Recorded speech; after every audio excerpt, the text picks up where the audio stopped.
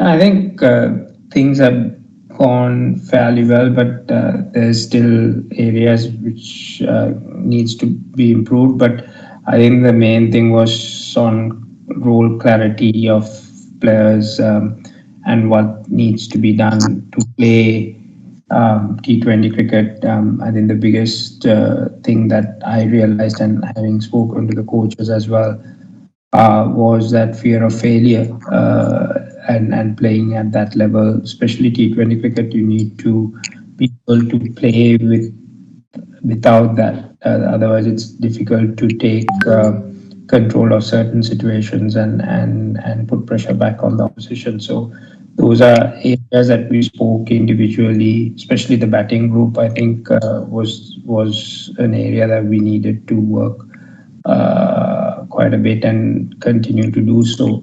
The bowling group has had a lot of good skill sets. It was about creating, situational awareness and matchups tactically to go with the skill set that we had. I think so far we've been pretty good in executing that, and hopefully, the games going forward is going to be tougher. But I think they will be able to do that. But with the batting group, we still have to work on guys continuing to bat with that freedom and starting to take control of those certain situations, because situations we cannot predict, but situations that will arise, like last game where we were three down, or previous game, we had hiccups. So in those situations, what needs to be done, and have that tempo throughout the innings as well. So that's important. So those are game awareness, game situations that we discuss with the batting group, so that they're aware. It's not a surprise for them if they're in that situation.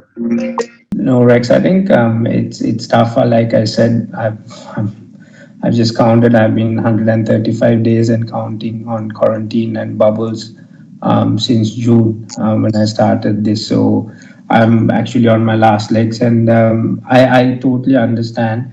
But what I've said is I will keep involved even when I'm home with the group, and obviously with the technology that we have, it's quite easy to be in that situation. But I hope that anyone can understand, being a father, that I haven't seen my daughter for that many days. So I think I definitely need to get back home.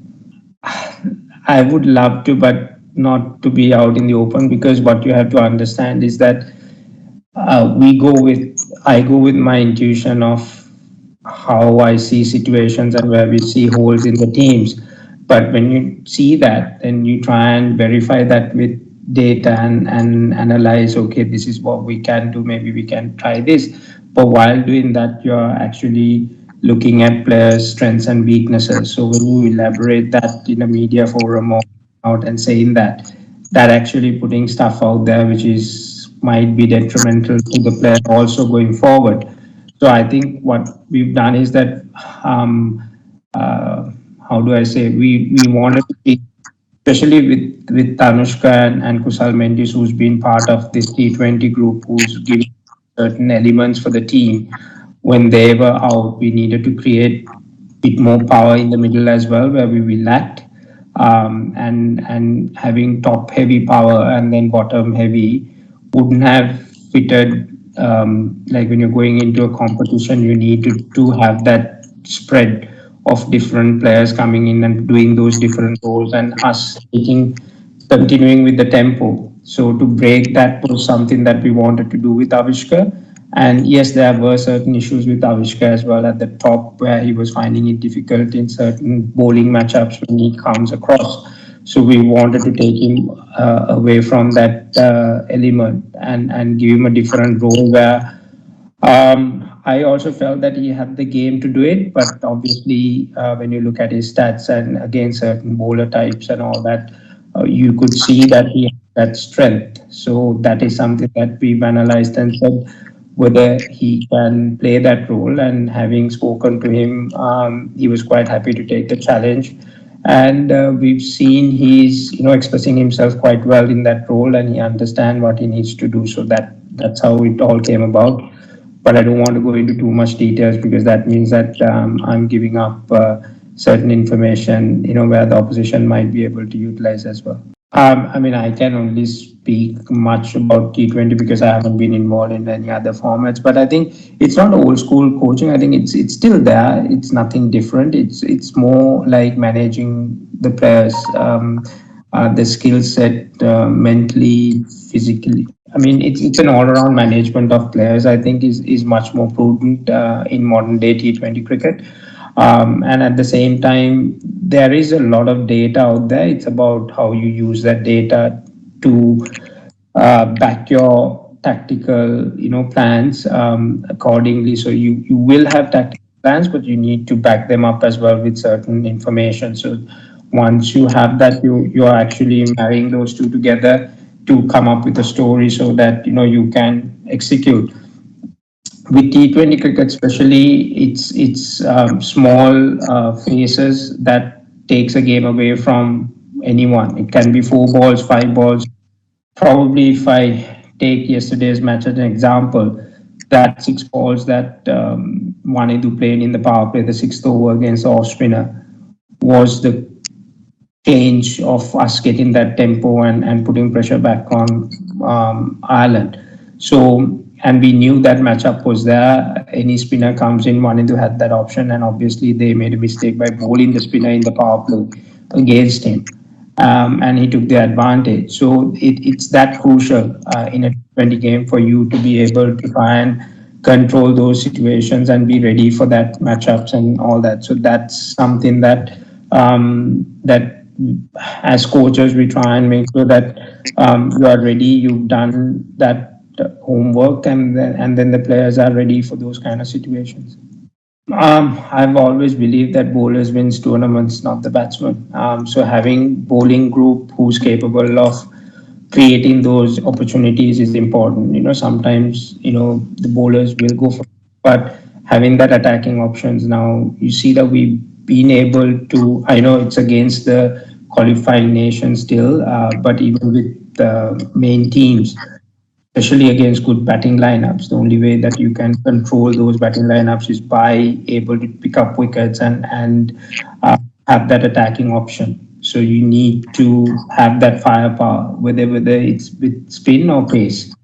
So that was the mindset, and obviously Lairu's been bowling really well. Having spoken to us even for the tournament, he was quite happy the way Lairu has progressed, and he's worked hard on his skills, especially the Yorker.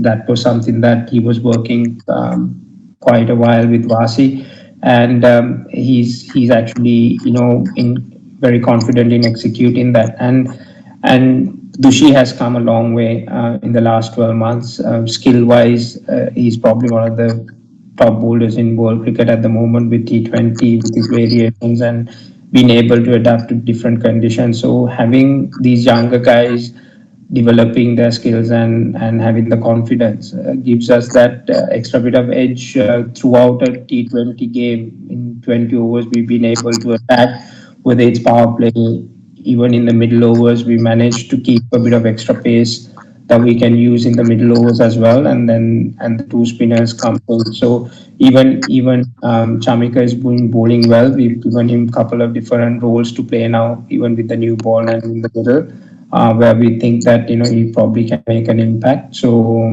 yeah, I mean, as a coach, I always feel that the bowling unit is the controlling component in a T20 game. So we put a lot of emphasis and planning, and they probably go through more meetings with us now as a bowling group because the plannings are quite intense. Not really, Rex. I think our main aim, but from the beginning, what we were saying was that let's take one game at a time. Let's keep focus on our strengths and try and execute that. I think the boys have been pretty good. They've been, focusing on what they needed to do. People can say whatever they want. It's fine. But our main aim is that, like from day one, I came here. I said we're not here just to qualify. We are here to go all the way and try and win the tournament. I mean, that's the attitude that they need to bring into the table every game. the results might go our way or it might not go our way, it's fine. But as long as they walk inside that rope by having the confidence to go all the way and win a game, I mean, that's something that, you'd be proud of. I think Dasun's, quite capable of handling situations. What you have to understand is quite young, he's inexperienced as well, that role. So he needs a lot of guidance and help. And we've created a leadership group within the team to try and give him that help out there in the middle, because it's not that easy to remember all the plans and executions and match stuff like that. So we've kind that group within that group to help that. And he's quite open for all the new ideas and whatever we're trying to introduce. So that'll give him much more confidence going forward and have that adaptability, because it's more of what we're trying to create is that instinctive, response out there in the middle to certain changes. The opposition might have different plans. The batsman might, change their situational awareness and attack a certain bowler or play a different role with it. It might be away from what we planned. So that's where Dasun has to be proactive rather than reactive in those kind of situations. So we've spoken to him on those lines, and he's improving every day, so which is good to see. I've always said that, like, I wanted to get involved in that setup because I felt that the planning and the way we have, uh, how do I say, the tactical awareness is something that which we've seen lacking with some of our guys coming through. So for me to try and involve there and create a structure and a setup there of that was quite important. I've been involved with the under 19s, even though not with national under 19s, but with the schools program for the last 3 years. We changed the tournament structure and all that with the Schools Cricket Association and SLC. So myself, Roshan, we've been involved in that setup with Ranjit Madhusingh on selection criterias and various other things. For the last 3.5 years, we changed the tournaments as well on because we were not playing enough limited over cricket in the under 19 setup, and we guys for under 19 World Cup. It's quite difficult because they haven't played enough 50 over competition. So we created that tournaments, but unfortunately we were not able to play much because of the pandemic. But I've been involved the last 6 months. Once we had the final 70 was selected by the selectors and all that, and then now we have the coaching set up. The first tournament is the Bangladesh one, which is ongoing now. So I'm constantly in touch with them. Going through the planning and what we're trying to do going forward, finalizing those combinations. So try and give that input of pre-planning, doing the homework behind the scene, the template that we wanted to play under 19 cricket. If we can infuse that at a younger age, then they get into that culture of understanding how they need to react out there in the middle. The last few games we saw, they played some really good cricket, showed some good character coming through. So if we can infuse that to them at a younger age, it's going to be better for us going forward.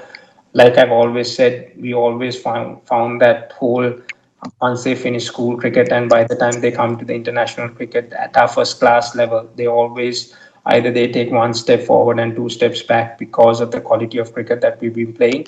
And hopefully with the changes that we made with the first class cricket as well, having a much tougher competition, that might, make that transition a much smoother transition for the 19s as well. Yeah, definitely we'll change the template and the way we want to play in Sharjah. The next, even the group games, we have 3 games in Sharjah and then one in Dubai and one in Abu Dhabi. So our template strategy will change according to the surface and how we want to go about. Um, you just dragged me out of one of those meetings there where we were planning there now.